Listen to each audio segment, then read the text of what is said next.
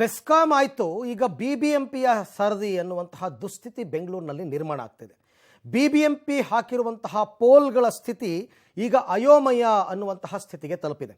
ಫುಟ್ಪಾತ್ಗಳ ಪಕ್ಕದಲ್ಲಿ BBMPಯವರು ಅಳವಡಿಸಿರತಕ್ಕಂಥ ಕಂಬಗಳು ಈಗ ಅನಾಹುತದ ಆತಂಕವನ್ನು ಮೂಡಿಸ್ತಾ ಇದೆ. ಏನಿದು ವಿಚಾರ? ಯಾಕೆ ಅನಾಹುತ ನೋಡ. ಬೆಸ್ಕಾಂ ಆಯ್ತು, ಈಗ BBMP ಸರತಿ. ರಸ್ತೆ ಬದಿಯ ಪೋಲ್ಗಳ ಸ್ಥಿತಿ ಅಯೋಮಯ. ನಿರ್ವಹಣೆ ಮರೆತ BBMP ವಿರುದ್ಧ ಆಕ್ರೋಶ. ಕಾಡ್ಗೋಡಿ ದುರಂತದ ನಂತರ ವಿದ್ಯುತ್ ಕಂಬಗಳು, ವಿದ್ಯುತ್ ತಂತಿ ಅಂದ್ರೆ ಭೀತಿ ಮೂಡಿಸುವಂತೆ ಮಾಡಿದೆ. ನಗರಗಳಲ್ಲಿ ಎಲ್ಲೇ ವಿದ್ಯುತ್ ಕಂಬ, ತಂತಿಗಳ ಬಗ್ಗೆ ಪಬ್ಲಿಕ್ ಟಿವಿ ಸುದ್ದಿ ಮಾಡಿದಾಗ್ಲೂ ಬೆಸ್ಕಾಂ ಕ್ವಿಕ್ ರೆಸ್ಪಾನ್ಸ್ ಕೊಟ್ಟಿದೆ. ಆದ್ರೆ ನಗರದಲ್ಲಿ ಹಲವು ಕಡೆ BBMP ಕಂಬಗಳನ್ನ ಹಾಕಿದೆ.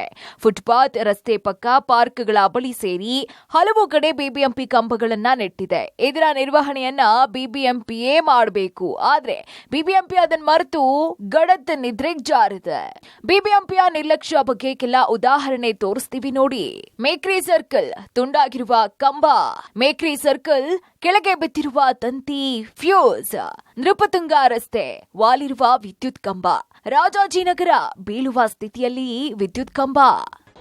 BBMP ಅವರಿಗೆ ಮತ್ತು ಬೆಸ್ಕಾಂ ಇಬ್ಬರಿಗೂ ಸೇರಿ ಹೇಳ್ತೀನಿ. ಯಾಕಂತಂದ್ರೆ ಇವತ್ತು ಅವ್ರಿಗೆ ಪರಿಜ್ಞಾನ ಇದೆಯೋ ಇಲ್ವೋ, ಸಾರ್ವಜನಿಕರು ಓಡಾಡ್ತಾ ಇರ್ತಾರೆ. ಇವತ್ತು ಆ ಕರೆಂಟ್ ವೈರ್ ತಾಕಿ ಅಥವಾ ಅಲ್ಲಿ ಫ್ಯೂಸ್ನ ಮುಟ್ಟಿ ಮಕ್ಕಳು ಅಥವಾ ಅಪ್ಪಿತಪ್ಪಿ ಅಲ್ಲಿ ಕಾಲಿಟ್ಟು ಟಚ್ ಆಗಿ ಇವತ್ತು ನಾವು ನೋಡಿರ್ಬೋದು ಎಷ್ಟು ಜನ, ಸಾಕಷ್ಟು ಮಕ್ಕಳುಗಳು, ವಯಸ್ಸಾದವರು, ಸಾರ್ವಜನಿಕರು ಈ ರೀತಿಯಾಗಿ ವೈರ್ಗಳಿಂದಾಗಿ ಟಚ್ ಆಗಿ ಸತ್ತಿದ್ದಾರೆ. ಅಲ್ಲಿ ಈ ರೀತಿ ನಿರ್ಲಕ್ಷ್ಯತನವನ್ನ BBMP ಆಗಲಿ ಬೆಸ್ಕಾಂ ಆಗಲಿ ತೋರಿಸಬಾರದು ಅಂತ ಹೇಳಿ ನೇರವಾದ ಎಚ್ಚರಿಕೆಯನ್ನ ಕರ್ನಾಟಕ ಪರ ಸಂಘಟನೆಗಳ ಒಕ್ಕೂಟ ಇರುತ್ತೆ ಅಂತ ಈ ಮುಖಾಂತರ ಹೇಳಕ್ ಇಚ್ಛೆ ಪಡ್ತೀವಿ. ಕಂಬ ಬಿದ್ದು ವೈರಿಂಗ್, ಫ್ಯೂಸ್ ಕಿತ್ತು ಬಂದಿದ್ರು ಹೇಳೋರ್ ಇಲ್ಲ ಕೇಳೋರ್ ಇಲ್ಲ ಅನ್ನೋ ತರ ಪರಿಸ್ಥಿತಿ ನಗರದ ಹಲವು ಕಡೆ ನಿರ್ಮಾಣ ಆಗಿದೆ.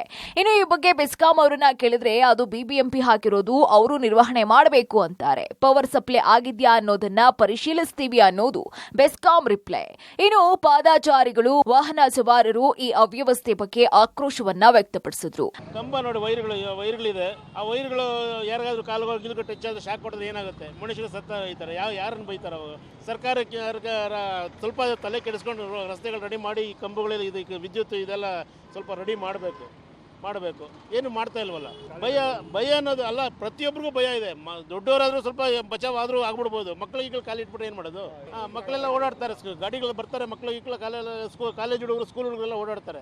ಏನಾಗುತ್ತೆ? ಆ ಇಲಾಖೆ ಈ ಇಲಾಖೆ ಅಂತ ನಗರಗಳಲ್ಲಿ ಆಗಿರುವಂತಹ ಅವ್ಯವಸ್ಥೆಗಳನ್ನ ನಿರ್ಲಕ್ಷ್ಯ ಮಾಡದೆ ಇನ್ನಾದ್ರೂ ಯಾವ ಅನಾಹುತಗಳು, ಅವಘಡಗಳು ಆಗದಂತೆ ಕ್ರಮಗಳನ್ನ ಜರುಗಿಸಬೇಕಾಗಿದೆ.